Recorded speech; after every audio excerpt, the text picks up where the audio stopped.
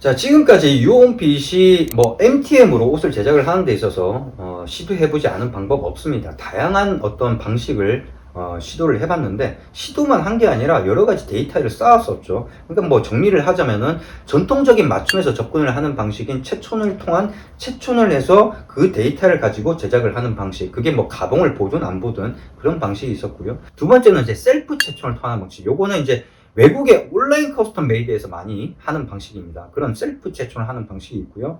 요것도 커스텀 메이드 사이트, 외국의 커스텀 메이드 사이트랑 유온핏은 좀 접근 방식 자체가 다릅니다. 그런 부분에 대해서는 다른 영상을 통해서 좀 자세히 설명을 드리도록 하고, 오늘은 패스를 하도록 하겠습니다. 세 번째는 이제 자신한테 잘 맞는 옷의 치수를 재서 제작을 하는 방식이 있습니다. 요거는 좀 최근에도 좀 종종 쓰이기도 하죠. 왜냐면 본인이 잘 맞는 옷을 들고 와서 이렇게 제작을 하고 싶은데, 좀 원단을 자기가 원하는 색깔, 그 다음에 자기가 원하는 원단을 가지고 좀 디자인도 조금 변경을 해서 제작을 하고 싶다, 이런 경우들이 있으니까. 근데 요런 방식이 있고, 그 다음에 체킹복을 가지고 제작을 하는 방식이 있는데, 지금 유온핏이 반년이 좀 넘었죠. 지금 고수를 하고 있는 방식은 체킹복을 통한 방식입니다. 그러니까 체킹복을 입고 거기에서 수정을 하는 그런 방식으로 진행을 하고 있죠. 이게 굉장히 장점이 많습니다. 장점 중에서 가장 큰 장점이라고 하면은 실패 확률이 확연하게 줄어든다라는 거죠. 자, 왜 그런지 디테일하게 깊이 있게 설명하는 거는 제가 멤버십 컨텐츠에서만 제공을 할 거고요. 오늘은 공개된 컨텐츠이기 때문에 쉽게 좀 얘기를 좀 드리도록 하겠습니다. 두 가지 사례를 좀 얘기를 드릴 건데, 첫 번째 사례는 재단사 선생님의 사례입니다. 수많은 사례가 있는데 그 중에서 두 가지 사례만 얘기를 드리는 거는, 아무래도 그런 사례에 겪으신 분들이 맞춤에 대한 이해도가 높으신 분들의 사례이기 때문에 그렇습니다. 재단사 선생님이야 이쪽 업계에서 수십 년을 했었기 때문에 굉장히 고수라고 할 수 있는 거죠. 근데 보통 재단사 선생님 같은 경우가 등이 굉장히 많이 굽으셨어요. 직업병입니다. 그러니까 패턴을 만들고 재단을 하고 항상 구부정한 자세 이렇게 하다 보니까 딱 굳어져 가지고 이제 등이 굉장히 많이 굽으셨는데, 보통 이런 체형을 굴신이라고 하죠. 굉장히 강한 굴신입니다. 그래서 일반적으로 기성복을 입으면은 굴신이 나타난 증상들이 있어요. 앞쪽 어느 부분이 어떻게 되고 뒤쪽 어떤 부분이 어떻게 된다, 이런 얘기들도 멤버십 컨텐츠에서는 별도로 얘기를 드리겠습니다만, 여튼 그런 증상이 나타나는데, 그러다 보니까 맞춤을 할 수밖에 없는 체형인 거죠. 그래서 유온핏에 있는 패턴들 중에서 오늘 하루는 그런 패턴들 중에서 하나를 입어보세요. 본인 사이즈에 맞는 패턴으로 입어보죠. 패턴은 4가지 정도가 있는데, 그 중에서 본인 사이즈가 치수가 예를 들어서 보통 기성복으로 몇 사이즈를 입는다, 그 사이즈를 입어보신 거죠. 그 중에 하나의 패턴이 너무나 잘 맞는 거예요. 잘 맞는다는 건 뭐냐면은, 굴신이 나타나는 기성복, 굴신이 체형이 기성복을 입었을 때 나타난 증상이 안 나타나더라는 거죠. 자, 그런데 딱 한 가지 문제가 있었습니다. 굴신 같은 경우에는 등이 좀 넓어요. 왜냐면 이렇게 굽어 있다 보니까 뒤쪽이 넓단 말이에요. 그래서 뒤쪽을 좀 넓혀줘야 되는데, 이게 뒤쪽이 안 넓으면 팔을 들었을 때 이쪽이 당겨서 굉장히 불편합니다. 팔이 안 올라가기도 하고, 그런 부분에 대한 문제가 있었기 때문에 그 부분을 해결을 하기 위해서는 뒤에 등품만 늘려주면 되는 겁니다.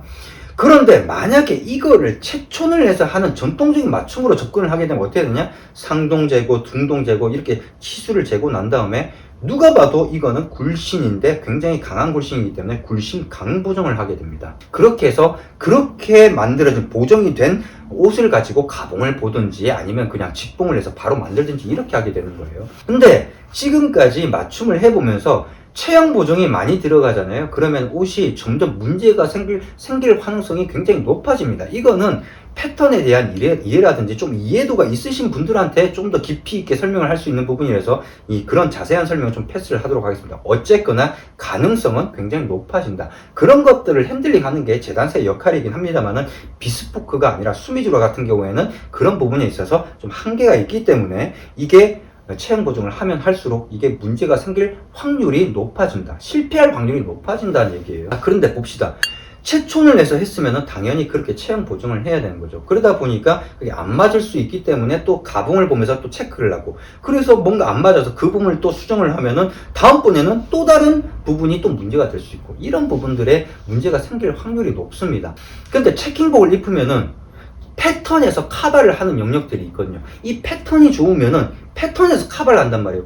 맞춤, 잘못 만들어진 맞춤보다 기성이 훨씬 나은 이유. 이것도 패턴의 의미거든요. 패턴이 카바를 한다는 거죠. 유온핏 같은 경우에는 패턴이 4가지 패턴이 있습니다. 앞으로는 더 많이 늘어날 예정인데 이 4가지 패턴 중에서 본인한테 잘 맞는 패턴을 가지고 그거에서 수정을 하게 되면 굉장히 심플하게 수정을 할 수 있는 부분이 생기는데, 전통적인 맞춰로 가게 되면 굉장히 복잡해지는 부분이 생기는 거죠.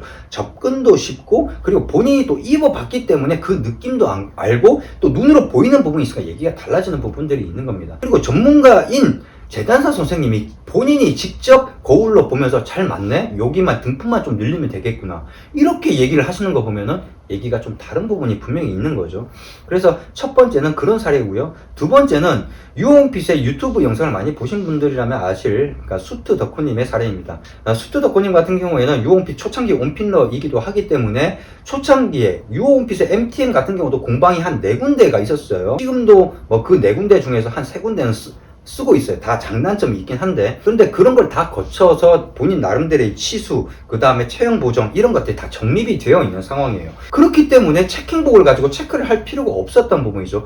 그런데 문제는 새로운 패턴이 나왔는데 그 패턴의 라펠이 너무 이뻐서 그걸로 제작을 하고 싶어 하는 경우가 생겨서 내 방을 자주 오다 보니까 내 방에서 체킹복을 좀 입어봤던 그런 경우가 있는데, 참 재미난 게 체킹복을 입었더니 어떤 한 패턴이 본인한테 너무 잘 맞는다는 겁니다. 무슨 말이냐? 본인의 어떤 치수랑 그 다음에 체형 보정 데이터가 있어요. 근데 그 패턴을 입으니까 체형 보정을 할 필요가 없고, 두 번째 너무 편안하고, 세 번째 실루엣이 너무 이쁘게 잘 떨어지고, 딱 한 가지 문제가 있었죠. 뭐냐? 수트 덕후님이 좀 키가 커요. 네, 키가 크다 보니까 좀 길쭉길쭉하죠. 그러니까 소매 기장이나 자켓 기장이 좀 짧았던 거죠.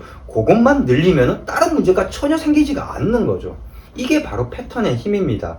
그래서 이런 방식으로 체킹복을 입혀놓고 접근을 하면 굉장히 심플해지는 부분들도 체촌을 해서 하게 되면, 이게 어깨가 이게 어떻기 때문에 어떻게 보정을 하고, 이런 부분에 대해서 여러 가지 어떤 잠재적인 문제들이 많이 생길 수밖에 없는 거죠. 유온핏이 체킹복을 기반으로 이렇게 하는 이유가 그런 이유 때문입니다. 우리나라 사람들이 이런 경우가 있는 것 같아요. 체춘을 해야만 이게 무슨 맞춤이다. 잘못된 생각입니다. 그리고 여러분들이 맞춤에 대한 어떤 환상이라든지 맞춤에 대한 일반인들의 시각이 어떤 고정관념이 생긴 부분들이 있는 것 같은데, 그런 부분에 대해서는 제가 별도의 영상으로 따로 얘기를 좀 드리도록 하고, 여튼 이런 체킹복으로 하는 방식이 훨씬 더 잘 맞고, 옷이 잘 맞고, 그 다음에 실패할 확률이 줄어든다라는 거죠. 그래서 이게 왜 그러냐? 일단 첫 번째로 기준점이 있는 거예요. 옷을 입혀놓고 본인이 보면서, 거울에서 보면서 하는 거랑, 그 다음에 그 옷을 입혀놓고 바라보는 관점에서 기준이 명확한 그 옷이잖아요. 그 옷을 같이 보면서 얘기하기 때문에 기준점이 명확하다는 거. 그게 아니라 체촌을 하게 되면 어떤 기준이 없죠. 뭔가 가봉을 한다든지 이렇게 해서 그때 걸쳐. 가봉이라고 하는 것도 이게 완성된 옷은 아니거든요. 그러다 보니까 그런 걸 가지고 얘기를 해야 되다 보니까 그런 부분이 있는 거죠. 거기다 2번이나 와야 되는 거고, 처음에 체촌할 때, 가봉을 할 때. 체킹복을 입으면 한 번에 끝나는 거죠. 그런 부분이 있는 거고요. 두 번째는 이게 중가봉하고 비슷합니다. 가봉하고 중가봉은 달라요. 가봉 같은 경우는 안에 부자재가 안 들어가고 포켓이나 이런 것들도 안 달립니다. 그러니까 포켓이 어느 위치에 달릴 거다, 그 다음에 여기에 심지가 들어갈 거고 여기에 어깨심이 들어갈 거고, 이런 것들은 전혀 부자재가 안 들어가요. 그래서 가봉을 했을 때는 가벼운데 중가봉을 하면은 조금 좀 타이트해지죠. 왜냐? 부자재가 들어가니까. 거기다가 옷이 또 무거워지고. 그렇지만은 체킹복을 입혀놓으면 이건 완성된 옷이거든요. 모든 부자재들이 다 들어가 있고, 그러다 보니까 그걸 입혔을 때는 어떻습니까? 중가봉하고 거의 준하게 되는 거죠. 그래서 유온핏이 체킹복으로 할 때 체킹복으로 옷을 입혀놓고 증상들을 보고, 이 사람은 이런 게 있어요. 그러니까 굴신이라고 해서 굴신 보정을 하는 게 아니에요. 굴신인데 옷을 입었을 때 어떠한 증상들이 나타나기 때문에 굴신 처리를 하는 거지, 굴신인데 옷을 입었을 때 전혀 그런 증상이 안 나고 옷이 이쁘고 잘 맞고 이런데 왜 그걸 갖다 보정 처리를 합니까? 그러니까 체킹복으로 하는 방식이 이런 부분에 있어서 상당한 메리트를 주게 되는 것이죠. 그래서 이렇게 완성된 옷을 가지고 입어보고 결정을 하는 이런 방식의 체킹복을 방식으로 맞춤을 하게 되면은 여러분들이 기성복 같은 경우에 가서 입어보고 결정을 하잖아요. 옷이 마음에 들면 사는 거잖아요.